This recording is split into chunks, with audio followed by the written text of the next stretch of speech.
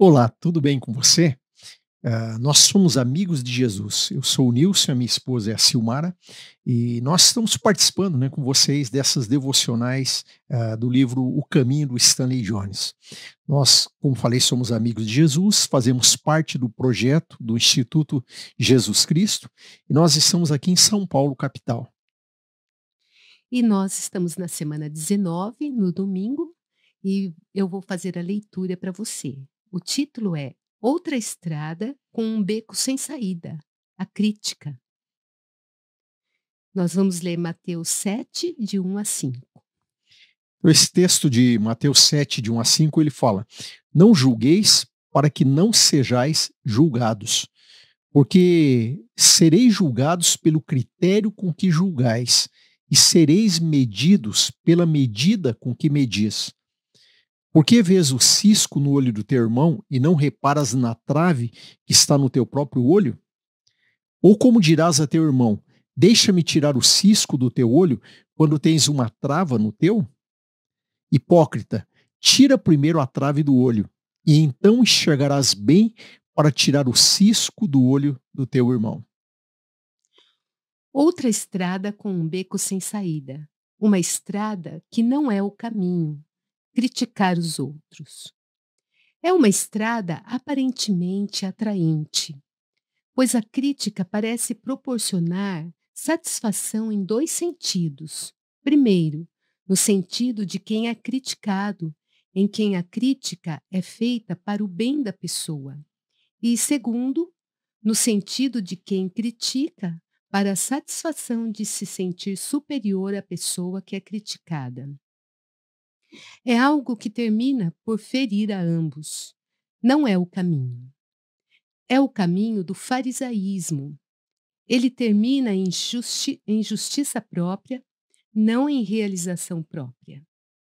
Os fariseus realmente acreditavam que tinham o dever moral de tentar corrigir as pessoas e torná-las melhores por meio das críticas. Quando se afastavam das pessoas, faziam isso para o bem do próprio transgressor. Era uma espécie de salvação por isolamento. O pecador deveria ver que o pecado cria separação, e o fariseu era o agente que, que encarnava e proclamava essa separação, a encarnação da ordem moral que pronunciava julgamento. Havia uma verdade nessa atitude, uma verdade que fazia tal atitude flutuar por um tempo. Depois ela afundava. Um intérprete chinês na Malásia me interrompeu quando usei a palavra fariseu.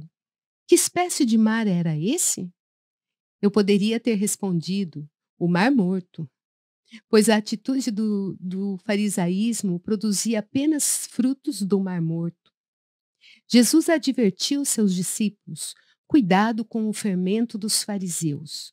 Cuidado para não deixar o espírito farisaico entrar em você e produzir o fariseu em vez de produzir o cristão, pois ambos são bem distintos.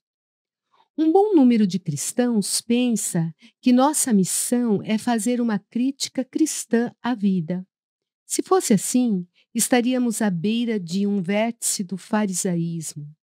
Isso transformaria a fé cristã em um tribunal a partir do qual se critica e julga a vida. Mas o centro da fé cristã não é um tribunal, mas uma cruz na qual as pessoas não são meramente criticadas, mas morrem por ela. O centro não é uma crítica secundária, mas uma identificação com a humanidade que toma para si o pecado humano e nesse processo clama: Pai, perdoa-lhes, pois não sabem o que estão fazendo. Lucas 23, 34. A redenção vem quando sofremos com o culpado, por ele e no lugar dele, em vez de apontar o pecado por meio da crítica. As pessoas não se convertem por críticas, elas se convertem por meio de uma cruz.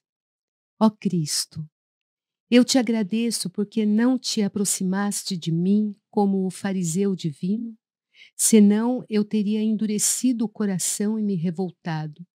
Vieste a mim levando em silêncio meus pecados, e eis-me quebrantado e redimido. Ajuda-me a tomar as tuas atitudes em relação aos outros. Em teu nome, amém. Afirmação do dia. Portanto, não julguem nada. 1 Coríntios 4, 5.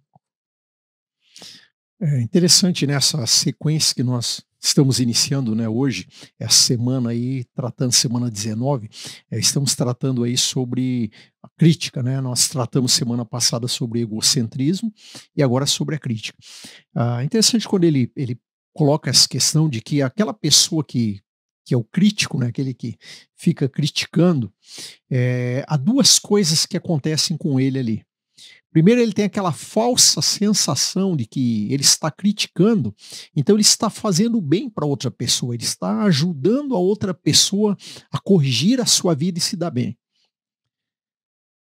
E ao mesmo tempo, né, um segundo ponto é que para ele, né, que está criticando, ele tem aquela sensação lá no íntimo de superioridade, uma satisfação de superioridade de que ele está melhor do que o outro. Então a coisa já começa por aí de uma maneira assim muito errada. Por quê? Se nós pararmos para analisar, então se a crítica ela se baseia, né, nessas duas coisas, no sentimento que a pessoa está tendo, então a gente vai perceber que as duas coisas não condizem com o exemplo de Jesus. Primeiro, porque o Senhor Jesus, quando morreu na cruz, ele não estava nos criticando na cruz, mas ali na cruz ele realmente abriu os braços para nos receber, apesar de quem nós somos, apesar de quem nós éramos. Não é? A própria palavra de Deus nos mostra que Cristo lá na cruz, ele ora por nós ao Pai e diz: Pai, não impute a eles esse pecado, perdoa eles. Não é? Eles não sabem o que estão fazendo. Então, ao invés de nos criticar, ao invés de de tentar passar uma mensagem de acusação, Cristo demonstra ali o amor de Deus, o amor dele por nós. Então a crítica, ela realmente não ajuda. A crítica realmente ela faz mal para quem está criticando, e ela pode criar uma barreira, uma separação entre aquele que critica e aquele que está sendo criticado. Ele vai ter um distanciamento das pessoas, porque ninguém gosta de ficar próximo de alguém que está sempre o criticando, não é? Ali os fariseus que o texto cita, né, que foi lido, os fariseus eram pessoas que tinham essa sensação de que eram os melhores da vida, que eles tinham uma conduta exemplar, e por isso eles criticavam os outros, eles viviam criticando os demais, porque eles se achavam mais santos, né? Achavam que eles agradavam melhor a Deus, e por isso eles se achavam no direito de querer corrigir a vida dos outros. Só que tem um problema aí, né? Porque a verdade, ela não é nossa, a verdade é Jesus. E quando nós começamos a querer julgar as pessoas pelos nossos padrões, por aquilo que nós pensamos, eu não conheço o coração daquelas pessoas que eu estou criticando, eu não sei, não conheço o relacionamento dela com Deus, eu não sei por que ela fez isso ou aquilo, e nem tenho certeza se o meu ponto de vista realmente é aquele que eu posso afirmar: eu estou certo, eu estou pleno de razão, e por isso eu posso criticar o outro, porque eu acho que ele tem que se corrigir e se tornar como eu. Não, nós temos que tomar cuidado com as críticas, né? As críticas, elas não edificam, as críticas, elas geram esse sentimento de superioridade, e elas não fazem o bem nem para nós, nem para aqueles que estão sendo criticados. Ele até gera esse distanciamento. Eu dou uma sugestão, né? Ao invés de você criticar alguém, há muitos anos atrás eu participava de um seminário e ouvi um exemplo que eu achei muito interessante. O pastor que estava ministrando, ele disse: olha, eu uso um exemplo todo dia para que eu aprenda a elogiar as pessoas. Ele disse: eu coloco no meu bolso direito, eu pego 5 moedas quando estou saindo de casa e coloco no bolso direito. E durante o dia, à medida que eu vou encontrando as pessoas e elogiando elas, cada elogio que eu faço, eu tiro a moeda do bolso direito e coloco no bolso esquerdo. Ele disse: porque eu quero pelo menos 5 elogios, pelo menos 5 eu quero fazer naquele dia. É meio curioso, talvez alguns achem até estranho isso, mas a sugestão que eu te dou é essa: procure elogiar as pessoas. Ao invés de procurar ver defeitos, erros, coisas para criticar, procure ver o que há de bom nela, procure ver o que há de Cristo nela. Né? Principalmente se é um irmão em Cristo. Cristo está nele. Então tem muita coisa boa que Jesus está fazendo através dele. Esposo, esposa, olhe o seu cônjuge, procure ver o que tem de Cristo nele, elogie isso. Pais e filhos, façam a mesma coisa. Irmãos, né, na igreja, façam a mesma coisa. Procure encontrar o que tem de bom no outro. Elogie e deixe a crítica de lado. Amém? Amém, que maravilha! E que Deus te abençoe hoje. Amanhã nós continuamos.